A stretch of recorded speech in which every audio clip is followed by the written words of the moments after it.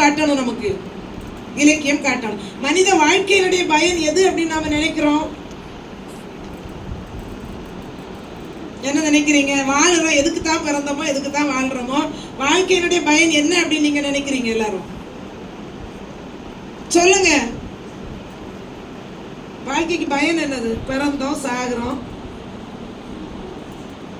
ஒவ்வொருத்தரும் ஒன்னொன்னு நினைக்கிறான். எதை நினைக்கிறீங்க? வாழ்க்கையில பிறந்ததுக்கு எது அடைஞ்சா பயன் அப்படின்னு நினைக்கிறீங்க? எப்போ முழுமை அடையும்?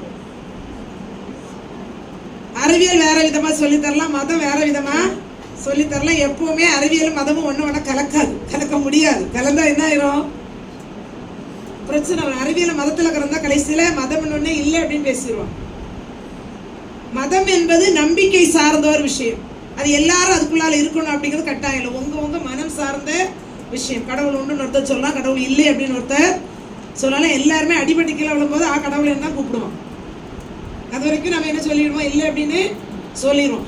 மதத்துல நீங்க கேள்வி கேட்டீங்கன்னா அது நம்பிக்கை சார்ந்த விஷயம். அது என்ன சொன்னாலும் என்ன செய்யணும்? நீங்க கேள்வி கேட்காம அப்படியே ஏற்றுக்கொள்ள வேண்டாம். அப்பதான் நான் இவர் மதவாதியா இருக்க முடியும். சமயம் சார்ந்தவள் அப்படின்னு நம்ம ஒரு அடையாளத்துக்குள்ளால இருக்கிறோம் அப்படின்னா அங்க சொல்ற எந்த விஷயத்துக்கு என்ன செய்யக்கூடாது?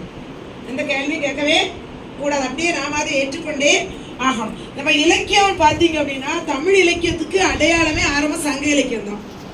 சங்க காலத்துல தான் இன்னும் நம்ம